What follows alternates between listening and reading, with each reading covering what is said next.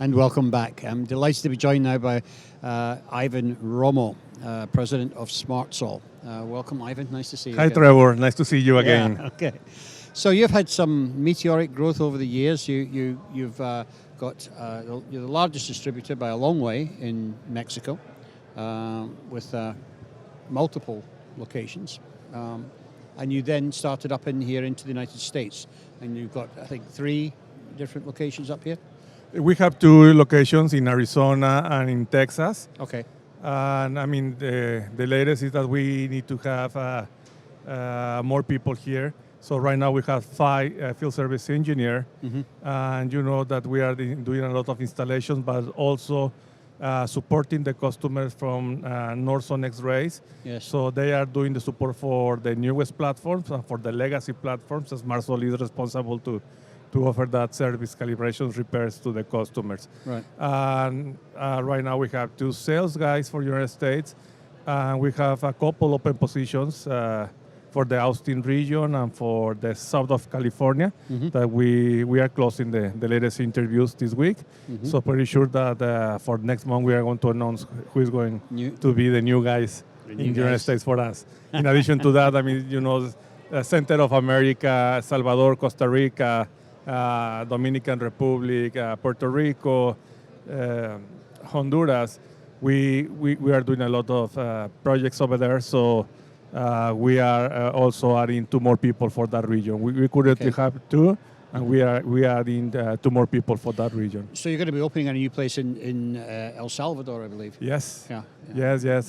Because one of the test and measurement product lines that we do, they ask us because there was some transition with their current distributor.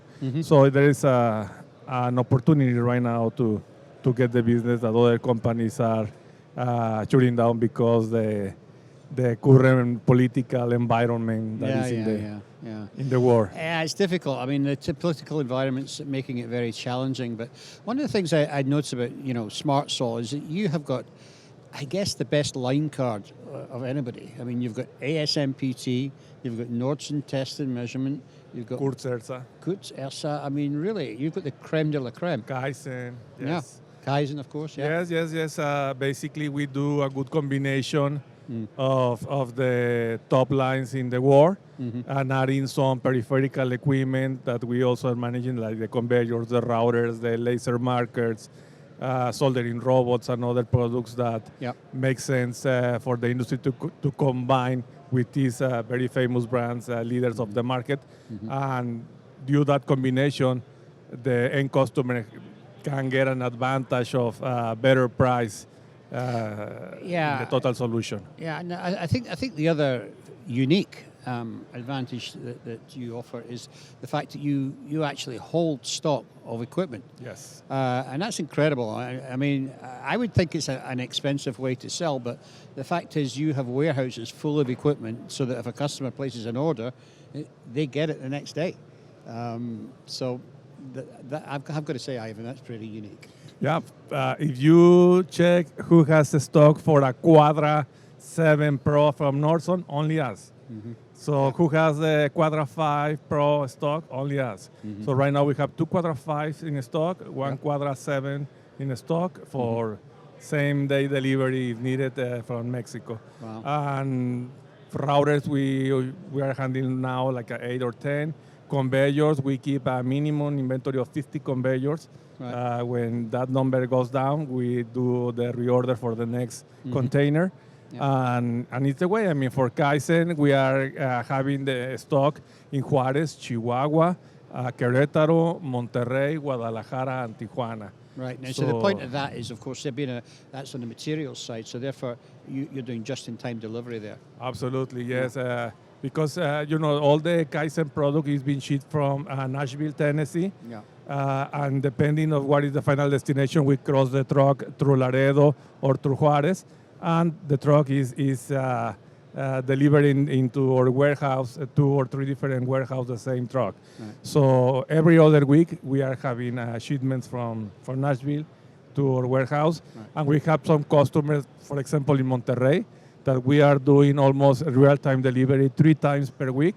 And we are checking the inventory and doing the replenishment for them. Right. So it's a different business that years ago when we was focused only in capital equipment, we didn't have experience. However, we have more than 5 years doing that for Kaizen, and right now we consider ourselves as an expert on logistics for just-in-time delivery. Right. Well, I mean, in actual fact, another change you've made recently is you've divided the business up into 4 different areas. Can you talk about that? Sure. We have the capital equipment division.